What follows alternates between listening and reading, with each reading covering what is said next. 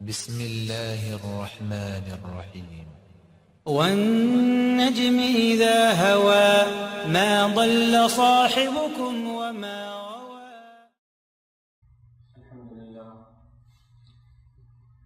الحمد لله نحمده ونستعينه ونستغفره ونؤمن به ونتوكل عليه ونعوذ بالله من شرور أنفسنا ومن سيئات أعمالنا من يهده الله فلا مضل له ومن يضلل فلا هادي له ونشهد أن لا إله إلا الله وحده لا شريك له ونشهد أن سيدنا ونبينا محمدا عبده ورسوله صلى الله تبارك وتعالى عليه وعلى آله وصحبه وبارك وسلم تسليما كثيرا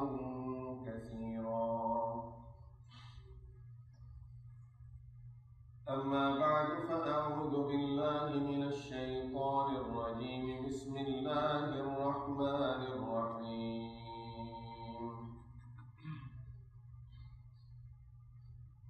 واذكر اسم ربك وتبتل إليه تبتيلا رب المشرق والمغرب لا إله إلا هو فاتخذه وكيلا واصبر على ما يقولون واهجرهم هجرا جميلا صدق الله العظيم.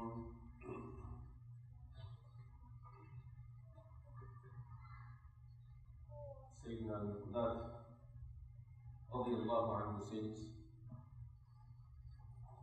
when Rasulullah sallallahu alayhi wa sallam came to this world, the time period that Allah subhanahu wa ta'ala chose for Rasulullah sallallahu alayhi wa sallam to come and educate people about the deen of Allah subhanahu wa ta'ala, he says that was the darkest era of the history. في فترة من الرسل, there was a long gap between the period between Anbiya alayhi salatu wassalam. And when Rasulullah sallallahu alayhi wa sallam started inviting people to the oneness of Allah, he was talking to people ما يرون أن دينا أحسن من عبادة الأصنام. They considered worshipping the idols to be the best religion of the world.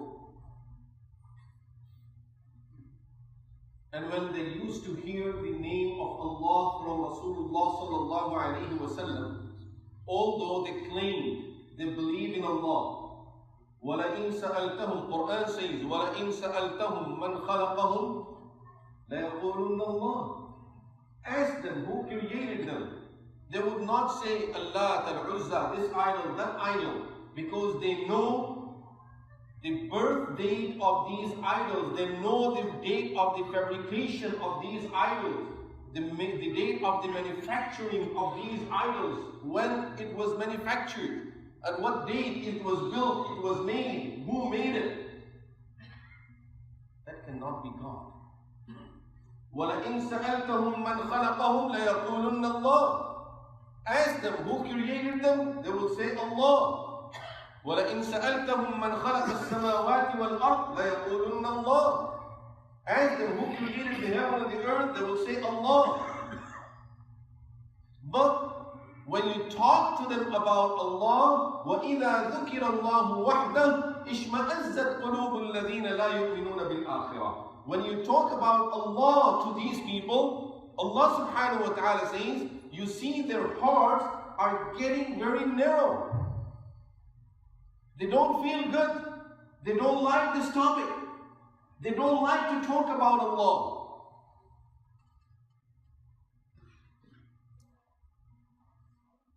Amazing ayat. If we just apply them to to today's time. Who created this universe? Allah. Who created us? Allah. Let's sit and talk about Allah. I don't have time. There is a very important conference. Some very well-known people are coming to educate us about how to invest your money and guaranteed you will make profit. When is it? Inshallah, we'll make time. وَإِذَا ذُكِرَ اللَّهُ وَحْدَهُ. If you just mention Allah's name, and you can try it, make a flyer saying that we'll be talking about Quran, about Hadith, about Allah, about Messenger of Allah, about Sahaba Ridwanullahi alayhim ajma'een, and look at the attendance and see how many people will attend. And another flyer at the same time, where we'll be talking about the investment and the business and how to be involved with our politics and how to be successful in this world and education of our children and building your future. How to find a house without interest and almost 0%, and you will get houses very inexpensive. In fact, there will be vouchers over there for $10,000. Those $10,000 worth more than anything else. It's the same situation. Just like that voucher of $10,000, these people used to consider their idol in the same place. This is what Allah subhanahu wa ta'ala is telling us. That they always believed in Allah. Sometimes we think that those people didn't believe in Allah. Quran is telling us they believed in Allah, but they had other things that were more important to them than Allah. They had things in their life that were more important to them than the deen of Allah subhanahu wa ta'ala. When a person establishes his connection with Allah subhanahu wa ta'ala, then there is nothing dearer to this person than his Rabb subhanahu wa ta'ala. Then this person loves everything that Allah loves. Sometimes you go with your children, with your loved ones to the restaurant and you ask them, what is it that you like to eat? No, you order. No, I eat whatever you will eat. This is our love for them. I will eat what you love to eat. Sometimes when we go for outing with our children, is it we are going for ourselves because I was bored? No, I want to take my children out. I had other commitments, I had other things to do, but for the sake of my children, I'm going to leave everything and go with them. This is my love for my children. How much should be the love for Rabbul Alameen subhanahu wa ta'ala?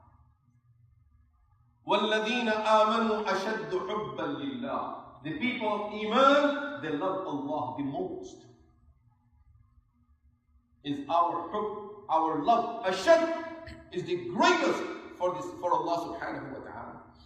The sign of it is that we love everything that Allah loves. And we hate what Allah hates. We give up, we stay away from everything that Allah subhanahu wa ta'ala dislikes. Now, Kitabullah will be the greatest thing to us because this is Kitab of Allah. Buyutullah will be dearer to us than our buyut. Allah's houses will be dearer than our own homes. The people of Allah will be dearer to us than our own people. And the highest category of the people of Allah are Anbiya alayhim as-salatu was-salam. Then we have the Sahaba, Tabi'een, and the scholars of Islam and the Sulaha. Ala inna awliya Allah, there are people, there is a category of people, awliya Allah. They will be dearer to us than our souls. And this is why, at the very early stage of Islam, Allah subhanahu wa ta'ala to train Rasulullah sallallahu alayhi wa sallam, He ordered him, وَاذْكُرِ اسْمَ رَبِّكَ. Remember, keep on remembering the name of your Lord. وَتَبَتَّلْ إِلَيْهِ تَبْتِيلًا. And seclude yourself to Him with full seclusion, which means have a time between you and Allah subhanahu wa ta'ala. Remember, Allah made this deen very easy. Many of us, sometimes a thought comes to us that I'm not a scholar, I'm not a religious person. We don't have a concept of a religious person. As we take our shahada, we all are the ummah of Rasulullah sallallahu alayhi wa sallam. We are the followers of our deen. There is nothing called religious and non-religious. We don't have those categories. We don't have a category of fundamentalists and non-fundamentalists. We all follow our deen. We follow all the rules of Allah subhanahu wa ta'ala. We follow the sunnahs of Rasulullah sallallahu alayhi wa sallam. That's our deen. There are no categories there. We all are the people of deen. Never think, I'm not a pious person. I'm not a religious person. Or I cannot do it. I cannot get to that category. Allah subhanahu wa ta'ala made this deen in such a simple way that it fits every person's life. Yes, we all consider ourselves to be sinners. And if a person who comes up here just because of certain look, maybe because I'm following few more sunnahs than some others, and others may be following some other sunnah that I'm not following. If because of this, I consider myself to be better than other people over here, that simply means this is a sign of not understanding my deen. There is no room for any person to think, I'm a more religious person than this person or that person, regardless of what that person is doing. When that person has La ilaha illallah Muhammadur Rasulullah in his heart, I have no right to consider myself to be better than that person. Only Allah knows. It's a fact, only Allah knows. We can never consider ourselves to be better. So we all are in the same category. Any person over here that feels, I have committed these crimes, I have committed these sins, and with all of those sins and with all the things that I've been doing, I cannot be a good religious person, I cannot be a good Muslim, I cannot be close to Allah. Remember, that is our feeling also, and every person's feeling, and that should be our feeling. And with that feeling, we all need to understand that Allah is our Rabb and is for all of us equally. There is no distinction that if I'm like this, or my name is this, or I can stand over here, this person becomes better than others. There is no concept of that. So we all are in the same boat. We are all in the same category when it comes to our deen. Our connection is directly with Rabbul Alameen subhanahu wa ta'ala. And always understand, this is the point that sometimes we miss, that we need to realize that each and every one of us have a direct access to Rabbul Alameen subhanahu wa ta'ala, and we all can be accepted within seconds by our Rabb subhanahu wa ta'ala to be of His close people. Rasulullah sallallahu alayhi wa sallam said in the hadith in Sunan al-Tirmidhi, he recited the ayah, Sahaba were sitting with him, and he recited the ayah, فَمَنْ يُرِدِ اللَّهُ أَنْ يَهْدِيَهُ يَشْرَحْ صَدْرَهُ لِلْإِسْلَامِ. When Allah wants to guide someone, He opens his chest for Islam. This is Quran. Rasulullah sallallahu alayhi wa sallam, after reciting this ayah, he said, when Allah subhanahu wa ta'ala opens the person's chest for Islam, النور إذا دخل الصدر انفسق. The nur of Iman gets into the heart. The nur of Iman gets into the heart, and the hearts open up. Just like you go to a dark room and there is fear. I don't know what's wrong. I don't know what's there. And all of a sudden, we just turn the switch on. That's all. There was so much fear. And I want to leave. I can't stay. If you have your family members around you, with your children with you, they're scared, they're crying, they want to run out. I want to leave. And you just turn the switch on. light throughout the hole. It's a beautiful hole. And you see nice chairs, food. Children are seeing some swings, some toys, and they all started running here and there and finding things they like. Only a minute ago, they wanted to run out of the hole and they were crying. And now, they don't want to leave the hole. This is when a person gets the hidayah for iman. This is the hidayah of our iman. That a person looks at it, no, I don't think so, I'm scared. There is fear, always there is a fear of unknown. And ask yourself one thing. Is that turning the light switch easier or talking to Allah is easier? Is pleasing Allah and getting the nur of heart is easier, or turning the lights of this hole by just turning that switch is easier? Which is easier? We all know. We all know. That light is still, you need to work for it, to turn it on. And over here, it's just your intention. Ya Allah, I'm your servant, I'm back to you. And your nur, the heart is full of nur.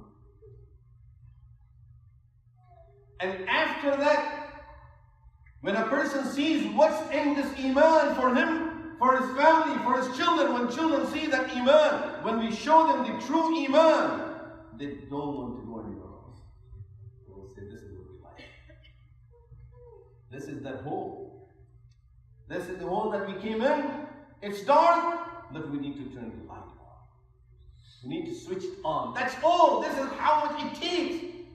As I said, that's more difficult. This is even easier to switch the light of iman on in our hearts. Rasulullah sallallahu alayhi wa sallam said, as soon as Allah opens your heart for iman, you see the nur, you feel comfortable.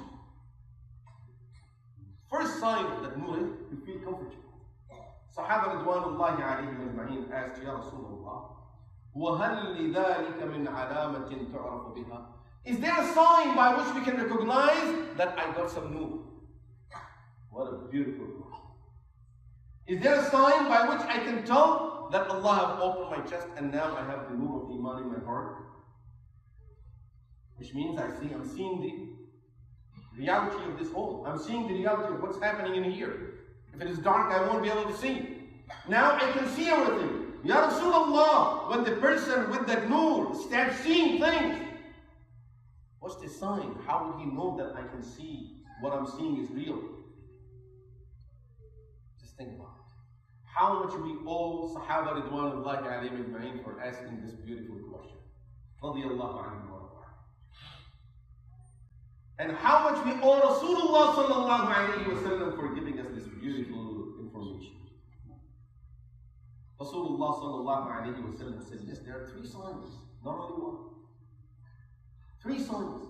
The first sign is التجافي عن دار الغرور, that the person starts feeling distant from the house of deception.